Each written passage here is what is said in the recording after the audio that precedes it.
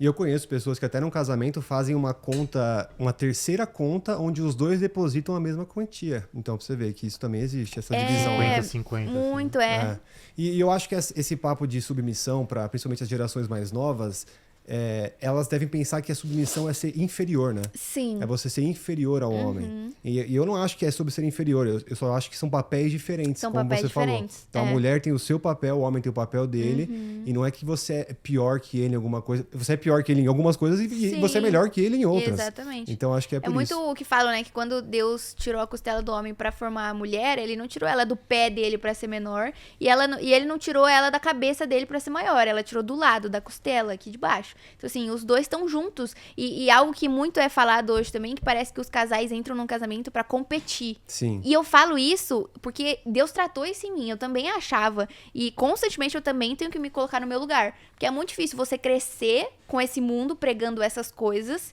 e depois você olhar pra palavra e falar: eu cresci acreditando em coisas erradas. A palavra me diz o contrário. Então agora eu tenho que moldar toda a minha vida pela palavra. Foi o que aconteceu quando eu me converti.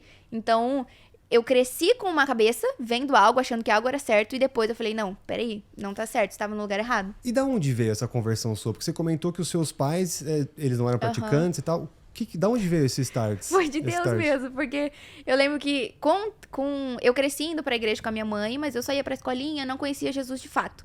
Aí com 13 anos eu tava no prédio da minha prima, e aí alguns adolescentes bateram lá na porta: a gente tá fazendo uma célula de jovens, querem ir? E a gente foi conhecer os jovens, e eu comecei a frequentar a igreja deles, com 13 anos. E aí lá eu tive experiências com Jesus, de fato eu conheci Jesus. E aí eu me batizei, pratiquei muito, né, fiquei firme na igreja de lá, só que a igreja acabou fechando e eu comecei a trabalhar. Quando eu tirei esse tempo com Deus e foquei no meu trabalho, por traumas também da minha infância, eu vivi pra trabalho. Dos 14 aos 21 eu vivi pra trabalho. E aí eu tirei o tempo que Deus tinha na minha vida e desviei. Então vivi coisas do mundo, vivi coisas que muita gente tá vivendo ainda hoje em dia, né? E aí, só que eu falo muito, o escolhido não tem escolha. E quem já pisou no Santos dos Santos, em outro lugar, não sabe viver. Então eu vivia pro mundo, mas aquele não era o meu lugar, eu não me encaixava naquele lugar. Então eu via tudo que acontecia, tinha alguma coisa ainda dentro de mim que me falava: não é aqui. E eu conhecia Deus, eu conhecia Jesus, eu tinha experiência com Jesus. Só que quando eu voltei de novo, né, que eu falei: Deus, eu cheguei pra Deus, eu falei: Deus, eu não aguento mais a minha vida, eu não sei o que tá acontecendo. Tipo assim, eu tava vivendo uma roda gigante, uma montanha russa, e eu falei: Deus, eu quero voltar, mas eu não sei como. Eu falei: eu conheço o lugar, eu sei o que é a sua presença, mas eu tô tão afundada no mundo que eu não sei como sair daqui. E isso eu vejo muitas meninas comentando no meu perfil também. E aí foi que eu pedi pra Deus, eu falei: Deus, me mostre, sei lá, me force, faça alguma coisa pra que eu consiga sair daqui com a sua ajuda, porque sozinho eu não consigo.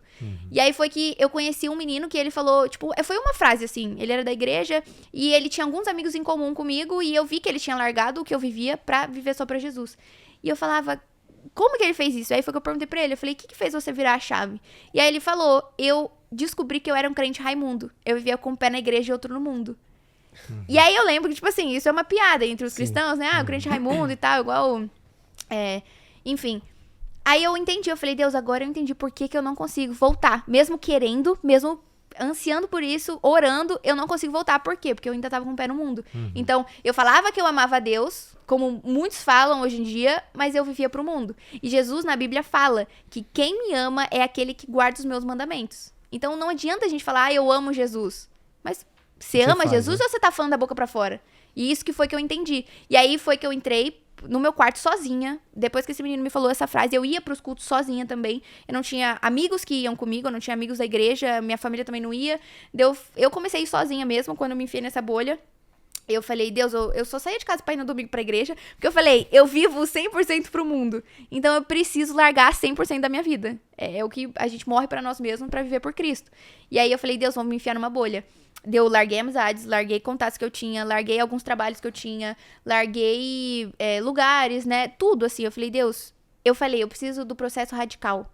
Porque eu falei: eu não consigo primeiro largar a balada, mas não largar a bebida. Eu nunca fui viciada em balada, nem bebida, nem nada. Nunca usei droga, mas eu bebia social, eu ia pra balada. Então eu falei: Deus, eu não vou conseguir largar a balada, mas não os amigos. Eu vou cair nesse processo. Falei, então meu processo vai ser radical. Eu lembro que nesse dia eu entrei no meu quarto e falei, Deus, a partir de hoje, eu renuncio tudo o que me afasta de você. E aí foi que eu renunciei tudo. E aí eu me enfiei nessa bolha durante 1 mês e meio. Fui pra Europa com uma amiga cristã. Mas foi isso que me... Até o meu processo é bem rápido. Porque o pessoal fala, eu tô há 2 anos tentando voltar pra Cristo. Mas claro que você tá há 2 anos. Você não renuncia um pecado de estimação. Você não renuncia uma amizade. Você não renuncia um relacionamento que te afasta de Deus. Então, enquanto você escolher continuar ficando com o que te afasta de Deus, você vai continuar afastado de Deus. Porque é as brechas que você abre pro inimigo. Então, enquanto você não fortalecer mais o espírito do que a carne vai continuar vencendo. E aí foi isso que eu fiz na época que eu passei por esse processo radical. Isso é um processo todos os dias. Todos os dias eu tenho que negar minha carne pra fortalecer o espírito. Todos os dias eu tenho que renunciar a algo pra ler a palavra. Todos os dias eu tenho que renunciar a algo pra ir pra igreja. Escolhas. Né? Então, são escolhas. Mas nesse meu processo foi radical. Então eu não tive o apoio de ninguém, de nada externo. Porque eu não tinha amizades. Tanto que minhas amigas chamavam pra ir pro barzinho, chamavam pra ir. Eu lembro que uma até tava terminando o casamento dela, juntado também na época, e aí ela falou, gente, preciso, tipo, domingo à noite, preciso encontrar vocês, por favor, eu tô muito mal, meu marido, a gente tá acabando e tal. Daí eu falei, gente, aí a outra, não, eu consigo, vamos se encontrar. A gente era um trio, né? Daí eu falei, gente, tô na igreja, se quiserem me encontrar, tô na igreja.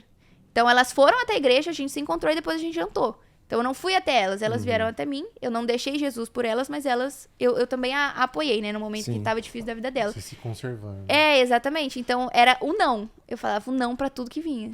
E pra você que quer ter seu canal no YouTube ou quer fazer uma apresentação em seu portfólio, montar sua logomarca, né, apresentar no trabalho, vamos indicar aqui o Estúdio Das, tá? Eles fazem thumbnail pra você, eles fazem apresentação no PowerPoint, criam sua logomarca, fazem muita coisa. Carrosséis lindíssimos.